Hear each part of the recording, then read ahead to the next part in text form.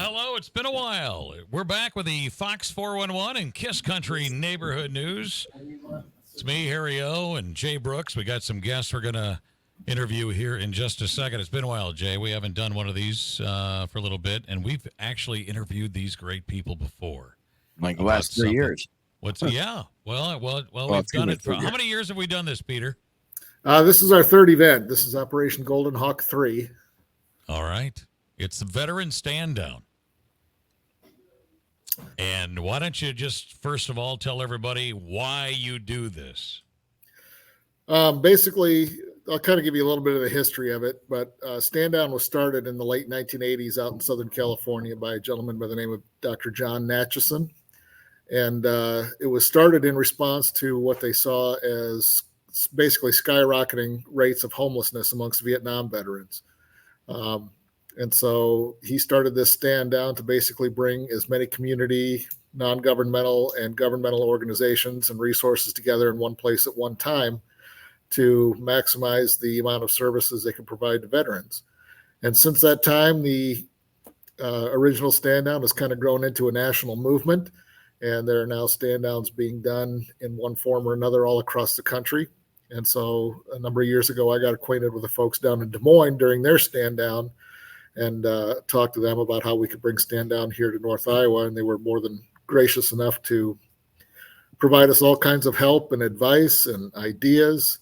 And I just kind of felt that if we had the opportunity to do something like that here in North Iowa, knowing the way that people around here in North Iowa and Southern Minnesota feel about veterans, that we could do something very, very special for them. And so, well, didn't you recently go down and help them in Des Moines? We did. Yep. Yeah. We had a number of our volunteers that went down there at least for part of the event. I went down there to kind of help them get set up and transport a lot of stuff out of their storage units to the stand down site. They kind of had to change locations at the last minute this year. But we went down there and gave them a hand in some different areas, and they'll send some folks up here next week to help us with ours as well. So a lot of good cooperation between both of our organizations, and we have some very dear friends down there. So when you talk housing, are you talking like individual houses? Is it like an apartment complex, or where do we get them put? It really kind of depends on the veteran, and it depends on what's available. We work with our local HUD-VASH rep, Kevin Strunk. HUD-VASH is Housing and Urban Development Veterans Assistance for Supportive Housing. And basically, when we identify a veteran that is homeless, they meet with Kevin. They spend some time in the shelter. They also work with an organization out of Forest City called FAVA, which is Family Alliance for Veterans of America. And both of those organizations' sole mission, if you will, is to work with veterans who are homeless. And so it's kind of been an eye-opener for us as far as how many homeless veterans we have in North Iowa. We don't necessarily see what you would consider a traditional homeless population up here with people, living on the streets, although they are out there. But we basically identify homelessness as anybody who doesn't have a place of their own for more than 24 hours. Some people are couch surfing with friends. Maybe they've got some family to stay with, but they don't have housing of their own, and they should. Sure. So, I mean, Peter or Angela, neither one of you. What do you say when people say, "I thought there was programs for this stuff. We want to take care of the veterans, but it just can't get them all"? Is that the deal? Yeah, we try our best to get everybody, but veterans, they're a proud group of people. Yeah.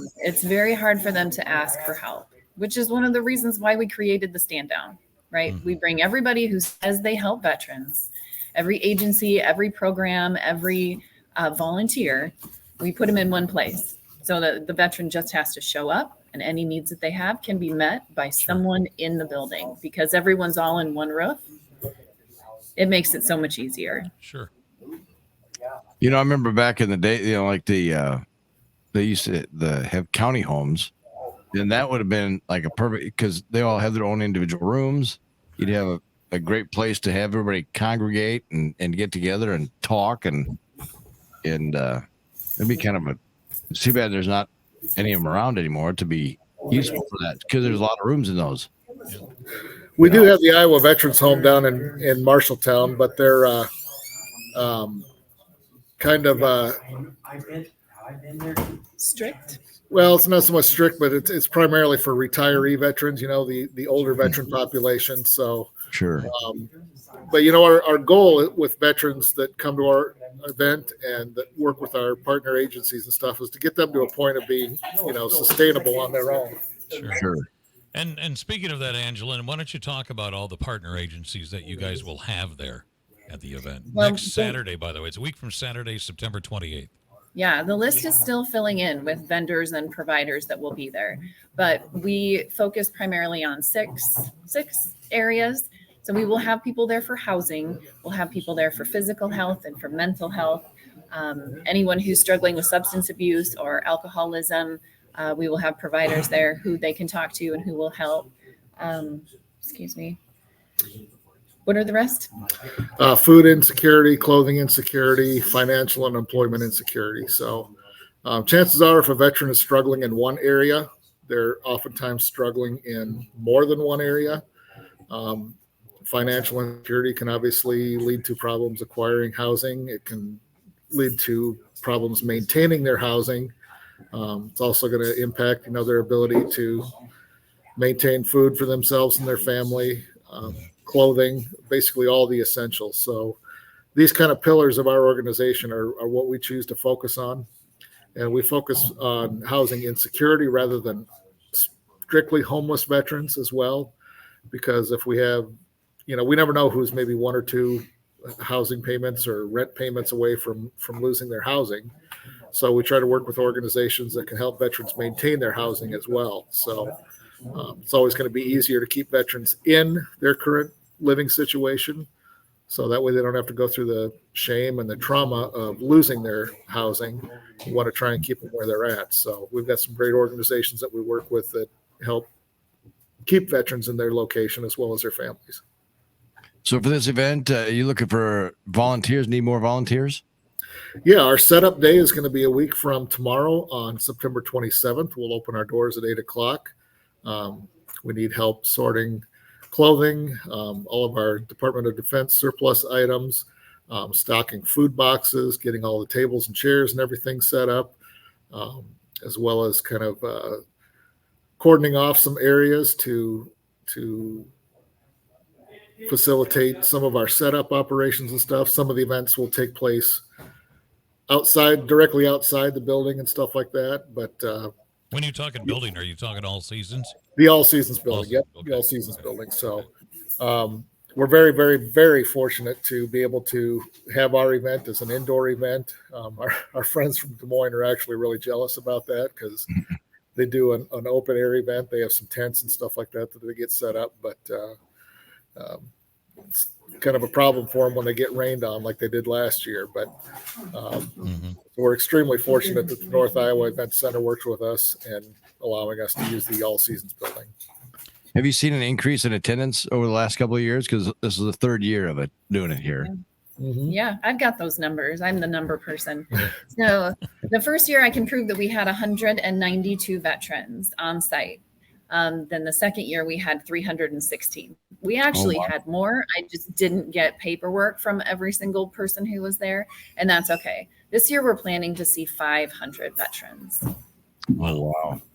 And how far? May not necessarily see that many, but yeah. But yeah, that's what we're planning on, 500. How far out do they come? I mean, it's not just here in this 9-county area, right? Is it outside that? Right. We focus on 9 counties here in North Iowa and then 3 counties in Minnesota as well, which is Faribault County, Blue Earth area, and then, of course, Freeborn County, Albert Lee, and Austin in Mower County. I've got military ties to both areas, so that's kind of why we chose to focus on those 2 areas. And, we have a lot of back and forth between North Iowa and Southern Minnesota. We've got folks that live in Minnesota that come down to Iowa to work at Winnebago and Mercy. We've got people in North Iowa, that go up to work at Hormel and the Mayo Health System. So there's a lot of back and forth between the 2 areas and stuff. So we wanted to try and we're kind of in a little bit of a gray area as far as, we're 2 hours away from Des Moines, so you're not going to get many veterans that go down there. Mankato does a small stand down as well, but again, they're quite a bit north of us and a little ways west. So Rochester, Cedar Rapids, we're kind of in this gray area where the veterans that live in our area just don't really have good access to a stand down. So that was another one of the reasons why we wanted to bring it here to North Iowa, because we're kind of in a great location to be able to host the event here and also reach up to Minnesota as well and get some of those folks to come down here. Angeline, if people watching this or listening to this, how do people want to make a monetary donation? I would think that would happen quite a bit. Yeah, we've actually this year raised a lot of money. We have some really great partnerships. Their businesses, lots of people have donated, and we have spent it all. We have spent it all just on resources, things that we're going to be giving to veterans, things that we want to have there. And spoiler, there's going to be a root beer garden this year where the live band is. Yeah. So anyway, so anyone who wants to donate, we have lots of things that we still want to spend money on. So if you want to write a check, we receive donations at the All Vet Center. So just write out a check to Operation Golden Hawk and mail it to 1603 South Monroe Avenue in Mason City. Our zip code is 50401. So we would appreciate that. Or drop it off at All Vets Center? Yeah, you can drop it off too. Yeah. Okay, great. We're still accepting clothing donations too for our clothing drive. So if anyone has good, used, but well cared for articles of clothing, we have a box right at the front of the All Vet Center. You can just drop those off. Do you prefer Hawkeye gear or Minnesota gear? Viking. I don't think Peter's ever told the story about how we became Operation Golden Hawk. It's actually a really good story of how they picked the name. Yeah, it's pretty simple. You got Golden Gophers up north and Iowa Hawkeyes down south. And when we first started organizing to put this together, that was just kind of the name that I got it. And amazingly enough, everybody actually really, really liked the name. And then we got a logo to match it, and everybody thought that was really, really cool. So we've got the Golden Hawk logo on a lot of our clothing and other paraphernalia and stuff like that. So, but yeah, it's just kind of an homage to both, Minnesota and Iowa. Sure. I'm an Iowa State fan, Iowa State grad, but we've always kind of been known as the Hawkeye State, and I'm okay with that. So He's a stater too. So we just win the state rivalry. That's all. We got bragging rights for a year, but exactly. That's good.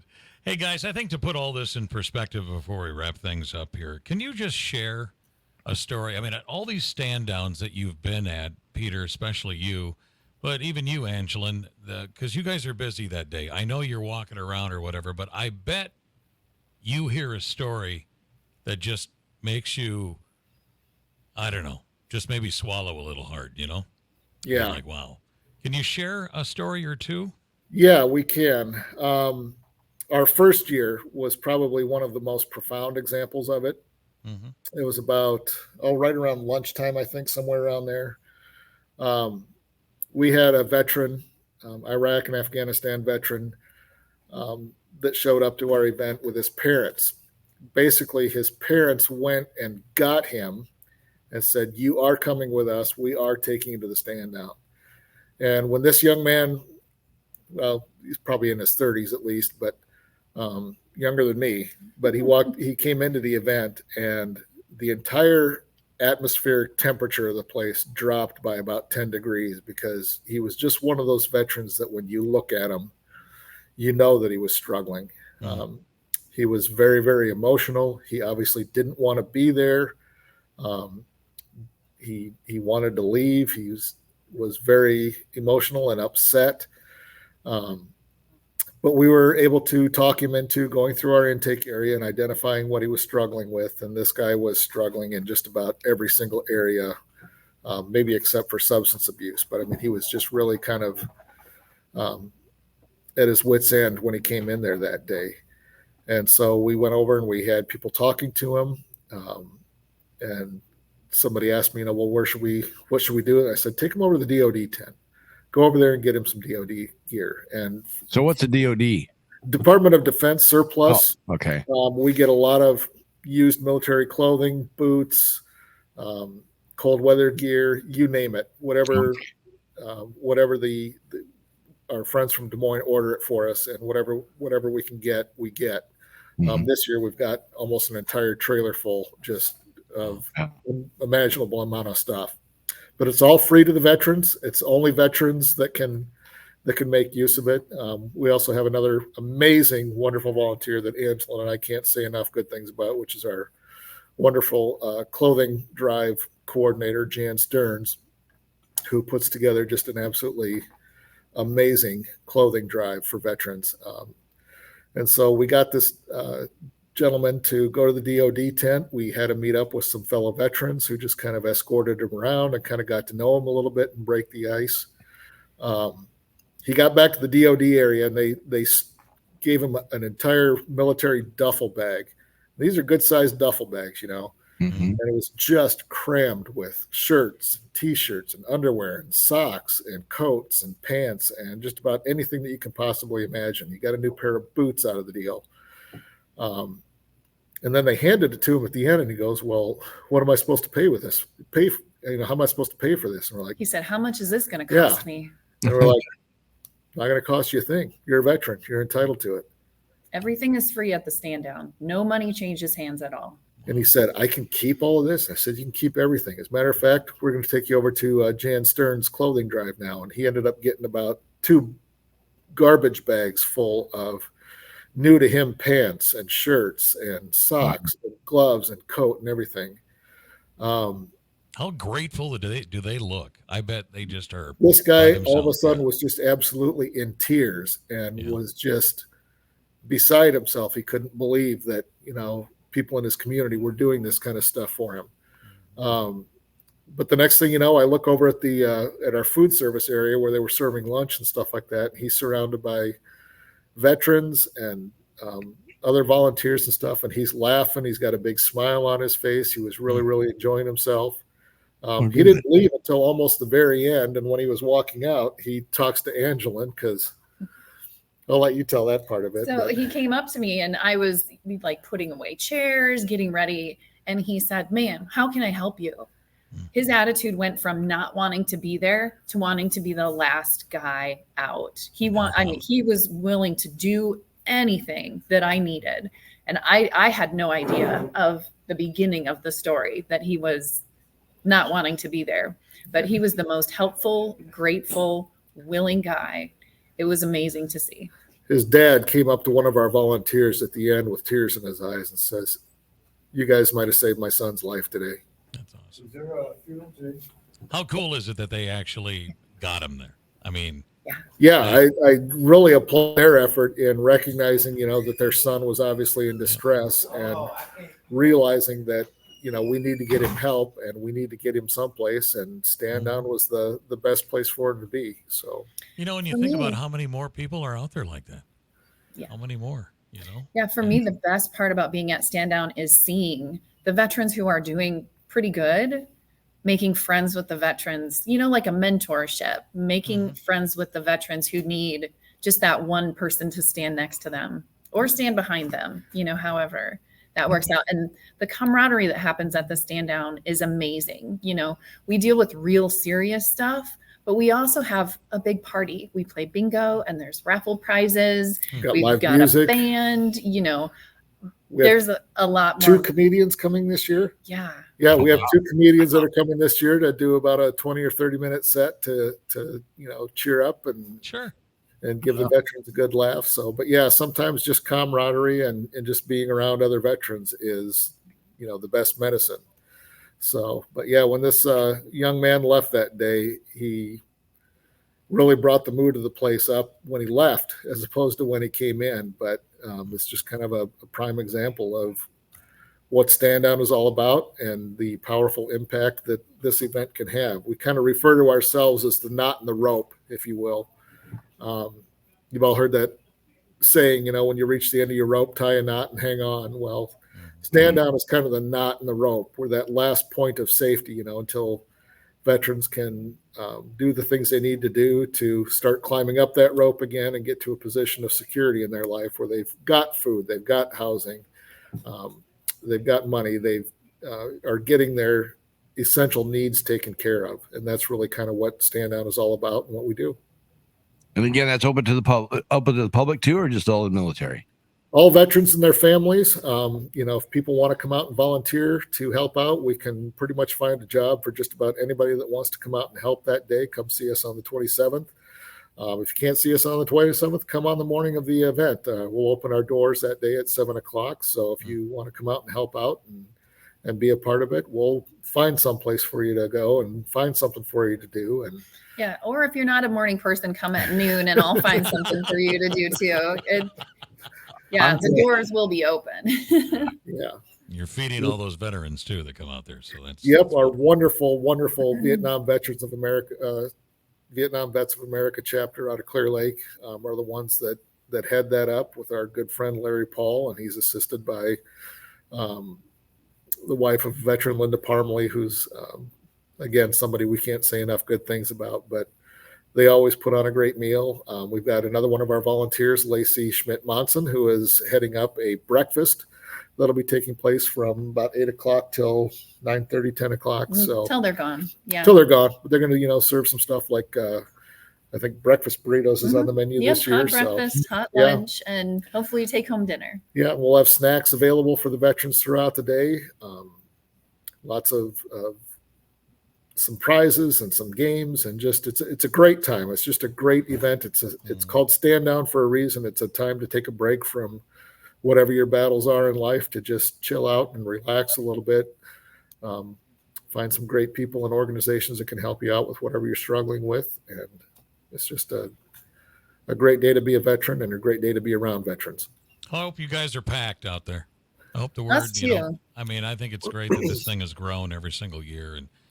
And Peter and Angeline, thank you for everything you guys do. I know there's a lot of sweat equity that goes into putting this on. And I know, Peter, as soon as it's done, you'll be starting to work on again next year. And we got to get through our big fundraiser in December 1st, but then we'll take a little bit of a break after that. But all right, well, let us know when you're having that fundraiser. Absolutely, that'll be on December 14th here at the All Vet Center in Mason City. It's going to be a big party for the Army-Navy game. We'll have some great raffles and prizes and everything else. And again, just a great opportunity to spend time with veterans. And tell everybody again where to look for more information. You can find us on our website. So we're operationgoldenhawk.com.